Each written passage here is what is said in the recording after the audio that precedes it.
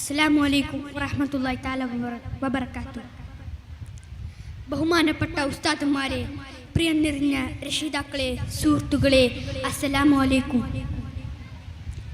ജീവിതത്തെക്കുറിച്ച് ആശമൂർന്നവർ നമ്മുടെ ചുറ്റിലും ധാരാളമുണ്ട്.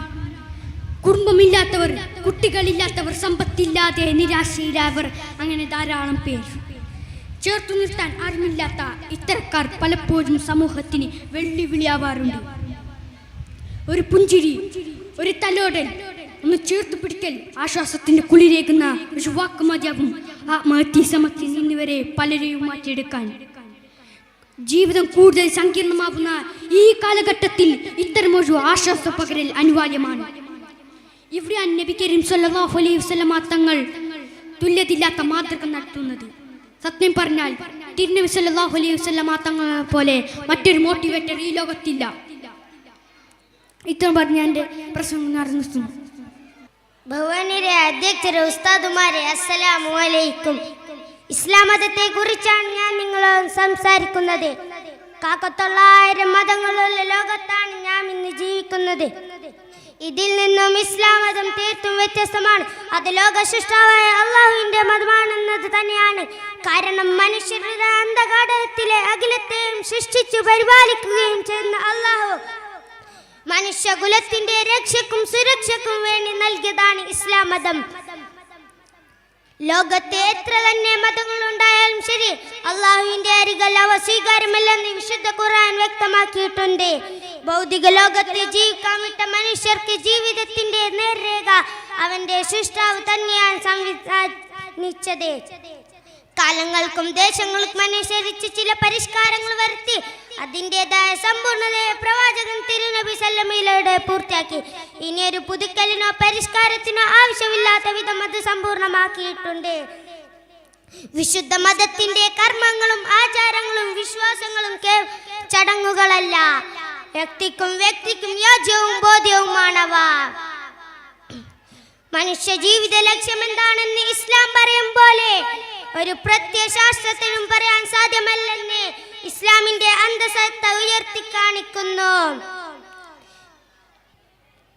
മനുഷ്യന്റെ നിശ്ചലങ്ങളിൽ ഇസ്ലാമിന്റെ ഇടപെടലുകളുണ്ട്. മാത്രമല്ല, മുസ്ലിമായ ഒരാൾ ഇസ്ലാമിന്റെ ചട്ടക്കൂട്ടിൽ തന്നെ ഒതുങ്ങിയിരിക്കണമെന്നും ഇസ്ലാം നിഷ്കർഷിക്കുന്നു. പ്രിയപ്പെട്ടവരെ, ഞാൻ പരത്തി പറയുന്നില്ല. ഭൂമുഖത്തെ എത്ര മതങ്ങളുണ്ടായാലും ലോകത്തെ സൃഷ്ടിച്ച നാഥന്റെ മതം അത് ഇസ്ലാം തന്നെയാണെന്നും നാം മനസ്സിലാക്കുക. വിശുദ്ധമായ മതത്തിൽ അടിയുറച്ച് ജീവിക്കാൻ അല്ലാഹു ഭാഗ്യമാകട്ടെ എന്ന് പ്രാർത്ഥിച്ചുകൊണ്ട് ഞാൻ നിർത്തുന്നു. അസ്സലാമു അലൈക്കും. ബഹുമാനപ്പെട്ട ഉസ്താദുമാരെ, രക്ഷിതാക്കളെ, പ്രിയപ്പെട്ട കൂട്ടുകാരെ, അസ്സലാമു അലൈക്കും. ലോകത്തിൻ്റെ നേതാവ് അന്ത്യപ്രവാചകൻ മുഹമ്മദ് മുസ്തഫ സല്ലല്ലാഹു അലൈഹി വസല്ലം തങ്ങളുടെ ജന്മദിനമാണ് ആഘോഷിക്കുന്നത്. ഈ സുദിനത്തിൽ, ഈ പരിപാടിയിൽ പങ്കെടുക്കാൻ കഴിഞ്ഞതിൽ ഞാൻ അള്ളാഹുവിനെ സ്തുതിക്കുന്നു. അൽഹംദുലില്ലാഹ്. മുത്തുനബിയുടെ സന്ദേശങ്ങൾ ഉൾക്കൊണ്ട് ജീവിക്കാൻ നാം ശ്രദ്ധിക്കണം. പുന്നാര നബിയുടെ മേൽ സലാത്ത് വർദ്ധിപ്പിക്കണം. അങ്ങനെ മാത്രമേ നമുക്ക് വിജയിക്കാൻ സാധിക്കുകയുള്ളൂ. നബി തങ്ങളുടെ ഹളറത്തിലേക്ക് ഒരു സലാത്ത് ചൊല്ലി ഞാൻ എൻ്റെ എളിയ വാക്കുകൾ നിർത്തുന്നു. സല്ലല്ലാഹു അലാ മുഹമ്മദ് സല്ലല്ലാഹു അലൈഹി വസല്ലം. അല്ലാഹുമ്മ സല്ലി അലാ മുഹമ്മദ് യാ റബ്ബി സല്ലി അലൈഹി വസല്ലം. അസ്സലാമു അലൈക്കും. പ്രിയപ്പെട്ട ഉസ്താദുമാർ, സഹപാഠികൾ, എൻ്റെ ശബ്ദം ശ്രദ്ധിക്കുന്ന നാട്ടുകാരെ, അസ്സലാമു അലൈക്കും. ഈ മഹത്തായ വേദിയിൽ പ്രവാചകന്മാരെ കുറിച്ചാണ് ഞാൻ പറയാൻ ഉദ്ദേശിക്കുന്നത്. നാഥൻ തൗഫീഖ് ചെയ്യട്ടെ. മനുഷ്യരെ ഇസ്ലാം മതത്തിലേക്ക് ക്ഷണിക്കുന്നതിനും സംസ്കരിക്കുന്നതിനുമാണ് അള്ളാഹു പ്രവാചകന്മാരെ ഭൂലോകത്തേക്ക് അയച്ചത്.